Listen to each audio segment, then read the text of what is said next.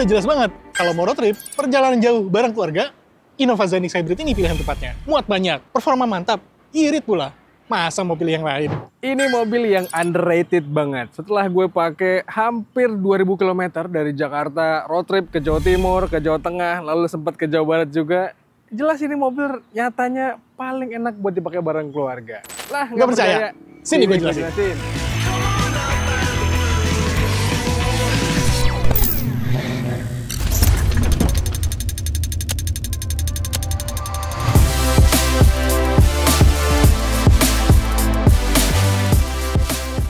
Nih Fis, gue mau nunjukin jagoan gue yang gue pakai dari Bekasi ke Purwokerto dan Jogja.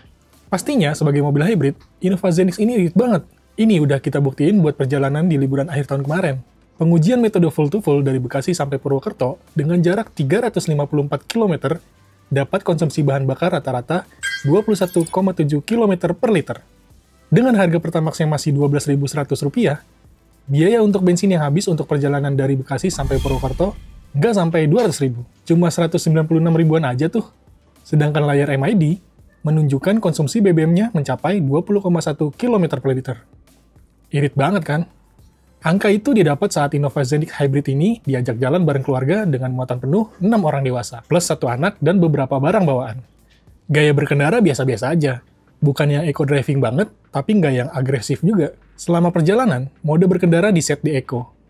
Walaupun pakai eco, mobil ini masih bisa diandelin. Misalnya buat nyalip kendaraan lain di jalan raya. Masih terbilang responsif.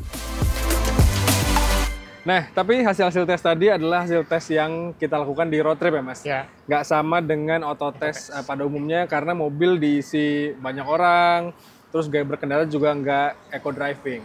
Tapi tadi lo bilang kalau Innova Zenix Hybrid ini adalah mobil yang cocok banget buat road trip bareng keluarga. Benar.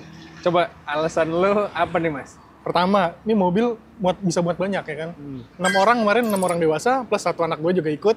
Barang-barang pun banyak muatnya. Walaupun captain seat, tapi tetap nyaman masuk ya? semua. Nyaman, legroomnya juga lega gitu kan. Tunggu nyaman. Tapi sampai nanti lo lihat yang jagoan gue. boleh. Tapi untuk akomodasi juga aman, Mas? Maksudnya barang-barang masih bisa masuk ya?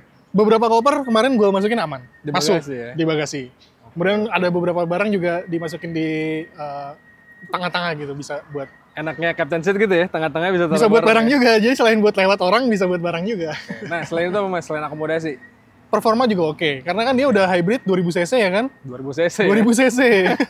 Dan jangan lupa, gue pernah bawa mobil ini ke Aceh waktu itu, ke Sabang, titik nol. Itu udah teruji banget, sejauh 3.800 kilo selama 17 hari. Mobil yang sama. Jadi untuk ke trip-trip Jawa Tengah doang mah eces Mas ya? Itu mah kecil. Oke, performa. Tadi lo udah singgung juga untuk konsumsi bahan bakarnya. Irit banget kan? Irit banget. 21,7. Gue malah ekspektasi gue akan Serena lebih irit, tapi ternyata ini yang lebih lebih irit kayaknya. Nanti kita ceritain gimana yang Serena. Terus apa lagi Mas? Ya mungkin ada beberapa catatan ya buat Zenix Hybrid ini, karena mungkin dari segi dimensinya juga besar ya kan? Lebar, panjang. Jadi kalau masuk ke jalan-jalan sempit tuh gue agak gede-gedegan gitu, bis. Oke. Karena kalau emang karakternya kalau kita mau pakai mudik, road trip tuh biasanya kita kerap kali datang ke desa-desa gitu. Ya, jalan-jalan sempit. Karena kan kita ngikutin Google Maps juga kan. Diarahin ke jalan-jalan sempit itu agak gede-gedegan juga. Cuma ada plusnya juga, dia ada kamera 360 jadi terbantu juga di situ. Oke, terus ada ADAS juga ya? Ada ADAS juga. Jadi PSS. udah aman banget lah. Betul. Selain itu kekurangannya apa lagi Mas yang lo temuin?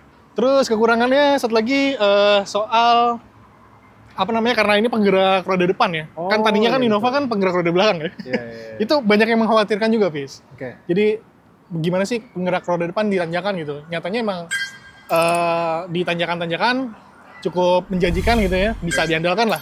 Walaupun waktu itu kita ke salah satu tempat wisata di Jogja, itu tanjakannya ekstrim banget. Jalan-jalannya licin gitu. Sempat agak spin dikit. Di ban depan. Biasanya pindah ke depan itu sebenarnya kalau tanjakannya nggak terlalu ekstrim, aman. Asal ancang-ancangnya pas mah aman ya Mas. Jadi momentum sama jaga jarak aman aja. Walaupun ya harus diakui dari RWD ke FWD itu jadi bikin ada gap kebiasaan nih Mas ya.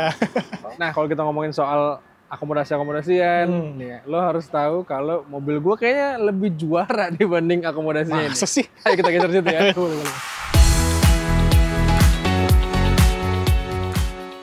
Ini mobil jagoan gue buat road trip dari Jakarta ke Batu, lanjut ke Jogja, ke Semarang, terus ke Cirebon.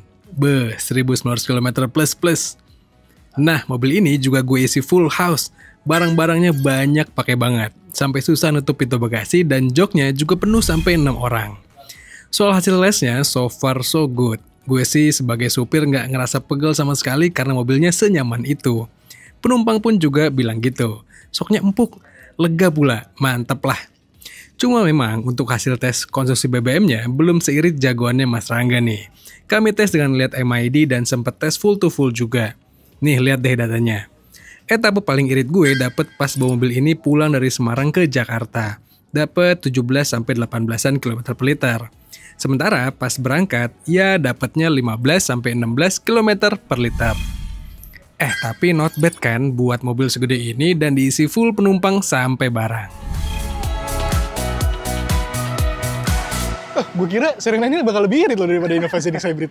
Sama mas, gue kira juga sama karena awalnya kan gue kira ini karena lebih serial ya. Hybridnya kan beda dengan yang Zenix tadi paralel. Gue kira dengan peruntukan mesin bensinnya itu hanya untuk genset akan jauh lebih irit, tapi ternyata enggak. Apa karena ini dimensi lebih gede gitu ya? Bisa jadi ya, dimensi lebih gede, terus juga ini kan high roof gitu. Bisa jadi faktor-faktor yang bikin itu penumpang banyak, terus juga barang bawaan banyak, dan mobil ini tinggi. Coba ceritain kelebihan kekurangannya deh.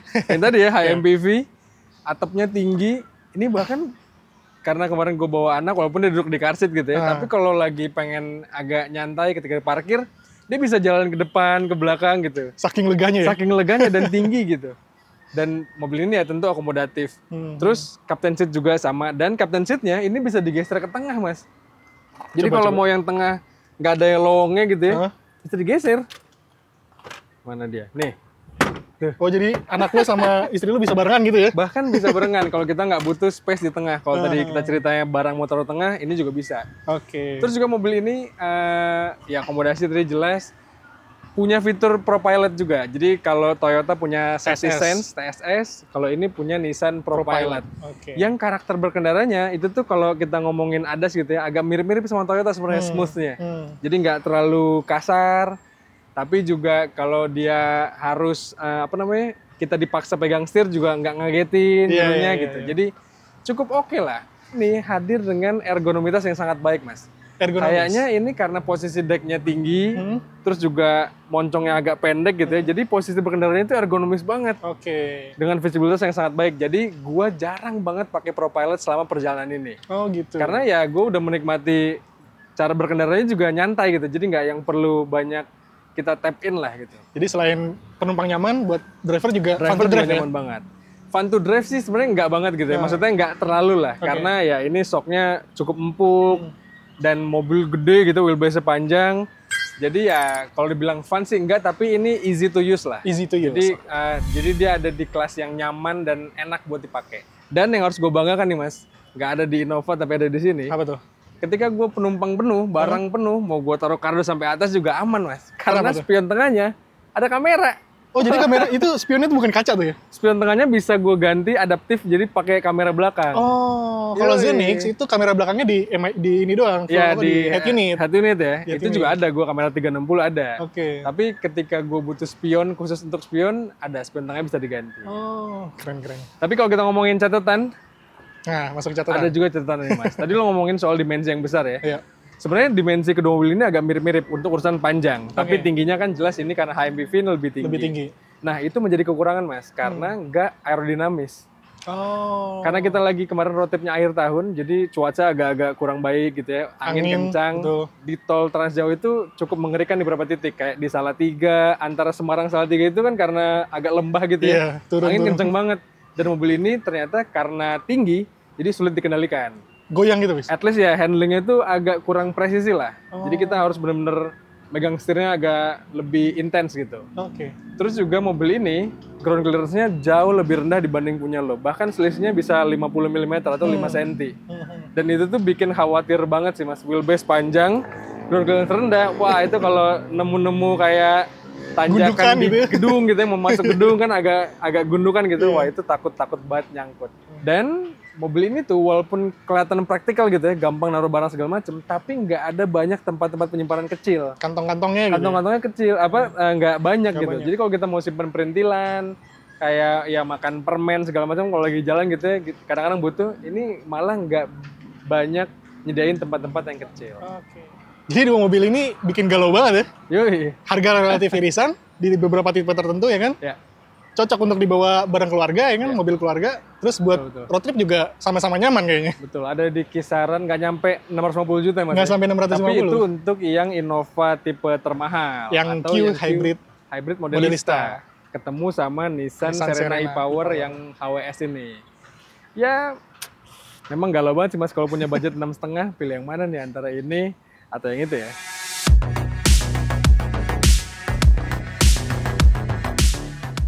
Sebenarnya, Innova Zenix itu bukan head-to-head-nya Serena e-Power. Harusnya sih, Serena ini ketemu sama Foxy di kelas high MPV. Tapi karena si Foxy belum ada versi elektrifikasinya, Innova Zenix khususnya tipe Q Hybrid Modelista yang harganya 630 jutaan ini bisa jadi penantang serius buat Serena e-Power. Menurut gue sih, Innova Zenix tipe Q Hybrid Modelista ini udah yang terbaik lah. Udah irit, mesin responsif, masih bisa diandelin buat ke berbagai medan. Fitur-fiturnya juga lengkap. Aman dan nyaman buat perjalanan jauh.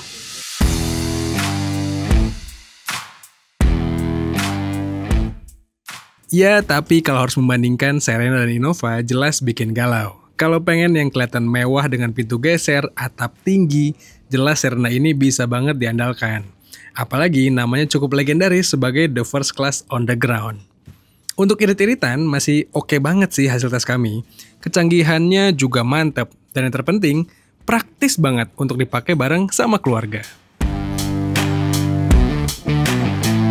Nah teman-teman, itu tadi ulasan kami dan hasil tes kita ya Mas ya. Yoi. Hasil tes road trip soal Nissan Serena Serena e-Power dan juga Toyota Zenix Hybrid. Zenix Hybrid. Menurut kami ini mobil yang menarik. Menurut kalian gimana? Coba kalian sampaikan pendapat kalian di komentar video kali ini. Dan juga jangan lupa untuk baca ulasan lebih lengkapnya di kanal Detik Auto. Kami tuliskan data lengkapnya di situ tuh.